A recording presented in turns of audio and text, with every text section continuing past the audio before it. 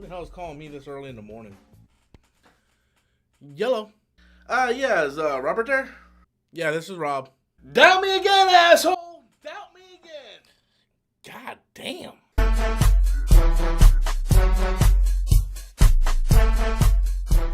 Hey everybody, welcome back to the channel once again. I am Robert Storms. As always, if you find me for the very first time, do me a favor, be sure to hit that like and subscribe button. So Joker repeats at #1 again this week, guys. Joker beating out Addams Family, which I have to be honest with you, I didn't even realize Addams Family came out. I had no idea. The talk was about Gemini Man. That's what I heard from everybody. But Addams Family is a movie I really want to go see, so I might actually catch that out on a matinee this week. But the real story here is Joker, so let's go ahead and pull up the weekend totals here.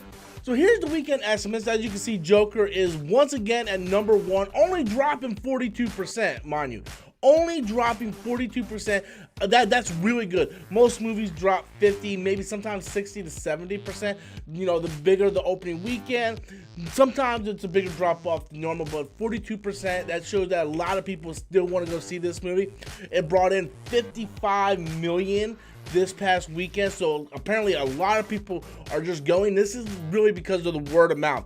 People are hearing other people talk about it. I've been like just raving about it to everybody I know, like, you have to see this movie. Addams Family comes in at 30 million at #2. That's a movie that I want to go check out, maybe do a matinee later on this week. Gemini Man, a Will Smith movie, man. Will Smith, I guess he just doesn't sell like before. You know, everybody talks about how Aladdin's like, you know, the biggest grossing film for Will Smith. This is a movie that has two Will Smiths, and this movie still, it couldn't even be Addams Family or Joker in the second weekend. But kudos to WB. I know they have to be just thrilled with this outcome, especially for a movie that a lot of people, including myself, said, you know, we don't really need this movie. All right, everybody, thank you all for coming. Thank you. I just want to take this time to really just sit here and thank each and every one of you guys, especially you, Greg. Especially you. I know I give you a lot of shit, but thank you, Greg. So, everybody thought we were crazy. Everybody's like, WB doesn't know what they're doing. A Joker movie isn't going to work. A Joker movie just isn't going to work. Well, guess what, guys? #1 for the second week straight.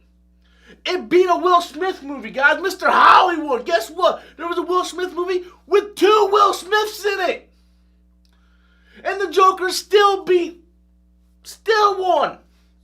#1 again for the second week straight. Over $500 million already. For a movie that cost about $60 million to make. So, for everybody who wants to doubt WB, doubt me, doubt Greg, I just want to take this time to say, ha! And we got more. Wait till we do the Mr. Freeze movie. You guys don't even know what we got coming out. Penguin, Mr. Freeze. Oh, we're going to do them all, people. We're going to do them all. What about Man of Steel 2? Really? So now that we looked at this past weekend's box office, let's go ahead and look at its worldwide total. Right now, Joker is sitting at 543 million worldwide. That's over $500 million. It grossed 192 million here in the United States, 350 worldwide. You know, that's actually pretty damn good.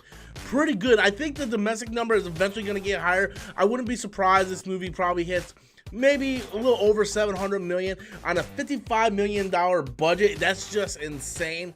This is a movie that I think is a great character piece.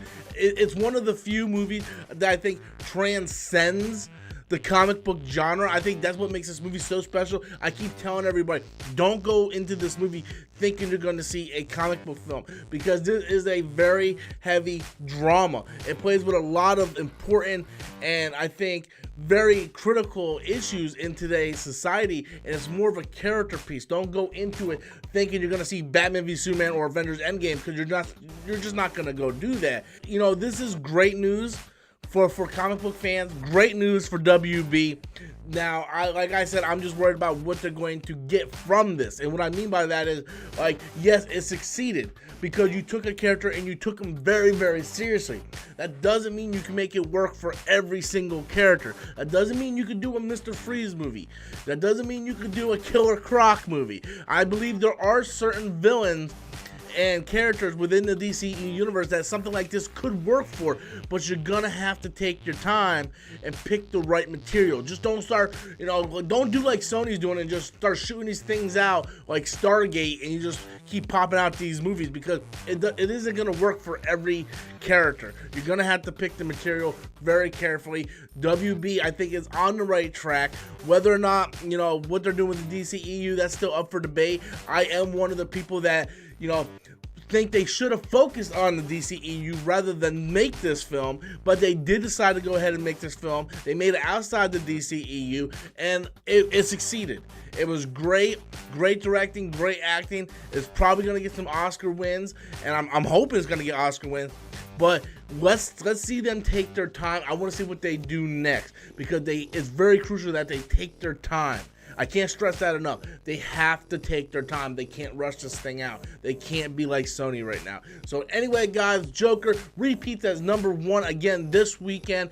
Be sure to leave your comments in the comment box below. Until next time, as always, I am Robert Storms, and that's my opinion.